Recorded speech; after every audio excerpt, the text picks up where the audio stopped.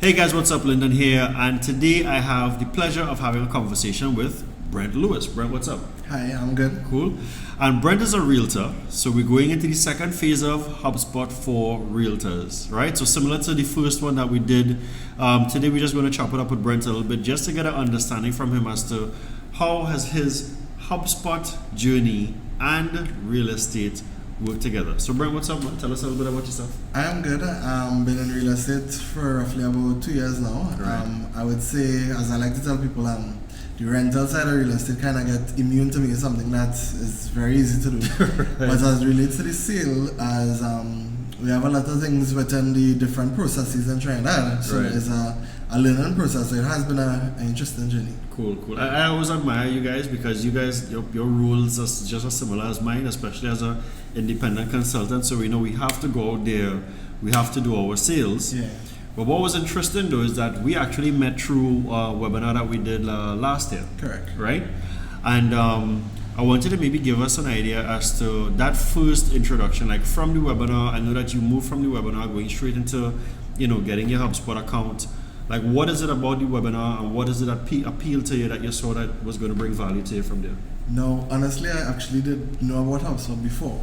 Did or didn't? Did. Did. Know about Okay, good. HubSpot before the webinar. Right. So because I used to work at a kids website company, Right. and that was one of the things, the content person who was there, she used to actually use HubSpot Right. and Oh, do the serious? courses. Yeah, she used to go on the courses. She would come to work bubbly and say, guys, you should check out this this HubSpot and you should check out their courses, and you could plan a content Right. strategy. And she was all about inbound marketing. But because I came from retail, my approach was direct to the customer. Right. But she would always talk about inbound marketing and what we should do and how we should do it. And so from that, I actually went on to HubSpot. I tried to learn different things, but I didn't know anything. I just was Right. like, okay, so how do I set it up? I noticed there was a CRM aspect of it.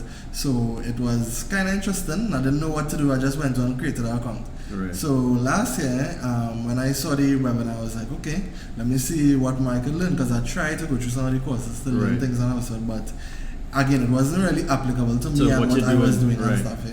So that was the peak in terms of when I reached out to you, Right. and yeah, it started from there. Cool. So what happened is that Brent went ahead and he started applying HubSpot to his business. Now, one of the things that he mentioned there was that when he was going through the site on HubSpot, while he understood it, while he was getting the courses, a few things weren't immediately applicable to him, right? So what was one of the first things that you would have done in terms of setting it up, and then what would have happened maybe in our last our interaction earlier this year as well? Right. So one of the things that I would have done first is actually import all my contacts. Right. So I went on and it said to import your contacts. I actually told it to do the Excel sheet. Right. So I actually downloaded my contacts from Google and Right. I uploaded it into HubSpot, and there it was. All Right. my contacts was there. So you just dumped everything. I just put everything into HubSpot. Right. So, and I was actually trying to sort out everything and group everybody by, okay, my friends, probably people who's affiliated with me religiously for church and stuff. Right. Then people I know from school. So I was actually trying to, it was like probably close to 2,000 contacts. so I was trying to go through Right. it one by one and actually label everybody and see, kind of like, that's how I Right. started. And how did that first experience, how did that go for you in terms of now using HubSpot? Did you find it complicated, and what did we do after? Yeah, very complicated, because the way I would have looked at it is I thought that was basically my sphere of influence to start from there. Right. But now, because of having the interaction with you and you actually teaching me about properties Right. and how to actually build out the properties, I was like, okay, no, I approached it wrong the first time. Right. So now I actually approach it in the sense that in terms of my lead, somebody who reached out to me, or probably I reached out to them in initial stages to set up a meeting, or probably just connected, and Right. I noticed they could become a potential customer. Only then I will actually add them into HubSpot. Right. One of the other things I was doing wrong too is I linked my entire Gmail to HubSpot. Ah, So all everything my was coming personal through. emails was coming through Right. HubSpot. So let's stick up in there, right? Mhm. So what Brent is saying, so that's just as a clarification, I don't do properties like real estate properties. So the properties Yes. Brent was talking about is that in HubSpot we get to build the properties in the CRM, but we're building properties that are specific to real estate. Yeah. So when Brent reached out, a couple of the things that we were talking about is that I really had him look at scrubbing that entire list that he had, and we built properties that was specific to real estate. So we looked at like landlords, Yes. listings, buyers, and then demographic of the buyers. If it is that they were approved, if Pre-qualified. pre-qualified, right? Also, we also maybe spoke about, I don't know if we would have done it, you would have done it in your platform, but with other realtors that I speak to, I also tell them you could even have your list of the companies that they are pre-qualified from. Right. Yeah. So like your purchasing banks and stuff like that, right? You could even go as far as to what is their preference, 2-bedroom, 3-bedroom rental, that kind of thing. Yeah. So building all the properties was able now to give him some clarity as to who those people are. The other thing was when he spoke about the HubSpot Sales Connector. So the HubSpot Sales Connector allows you to connect to Gmail, Outlook, my Office 365, right? The thing with that is that while that is cool, it also gives you the ability to either log and track. And because of the fact that you may be using a personal account, you have to be very cognizant as to what is business information and what is not business information. So what Brent was saying is that he had a whole bunch of personal information in there that was irrelevant to the CRM, right? So now that you clean that up, so that's just me giving you a little backstory as to what it is that we did. Yes. Now that you clean that up, Brent, how has it been as it relates to now having a better appreciation as to your data, and how is it that you get the ability to using your data to do stuff? So it's very simple. One of the other things that they taught me is because I didn't understand the actual platform. Right. So in terms of the interface, so I didn't look at it as a timeline or as how to track information. Right. So after you told me, well, the far left hand side is the contact information, then the middle is to track the timeline basically, and the right is just additional properties that I could maneuver through.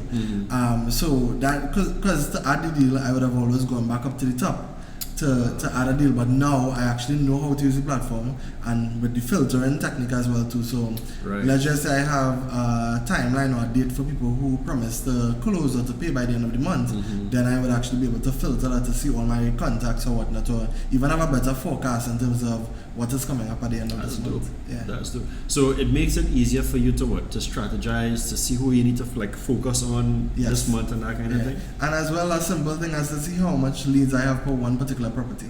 Because sometimes you may know that not all, the first lead wouldn't be the purchaser, based on sales ratio and stuff for real estate.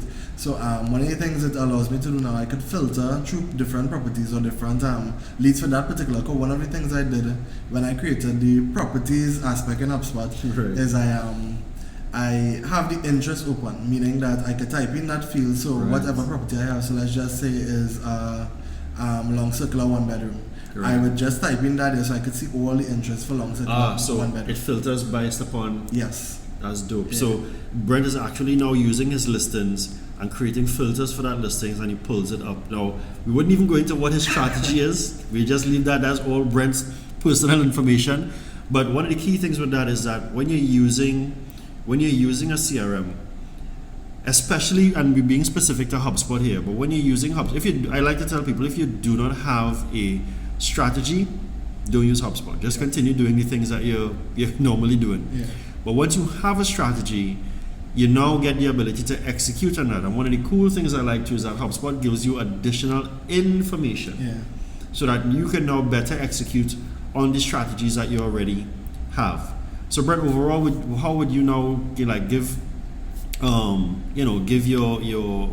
overall rating as to your HubSpot experience, now that you've been properly using it for let's say maybe about a year or so? A little less than a year, but I would say it's good because it allows me, as I say, even though I don't have the real forecast in the future just yet, it allows me to actually see what's coming up and to have a better idea of how many deals I'm doing per month and how I could up my game for the next month and that type of thing. Right, that's cool. Yeah. So folks, this was another episode of HubSpot for Real Estate, and we had my guy here, the realtor Brent Louis. Brent, thank you again. You're most welcome. If folks need to follow you, where can they follow you to get more information? Because you have some good properties that we're showing up. You could just search my name on Instagram or Facebook, which is Brent Louis, or on Instagram it's Brent Louis TT. On Facebook it's just Brent Louis. Or you can reach me at 287-7746. Internationally, 868-287-7746. Yeah. And make sure that Louis is spelled with an S. Yes. Louis.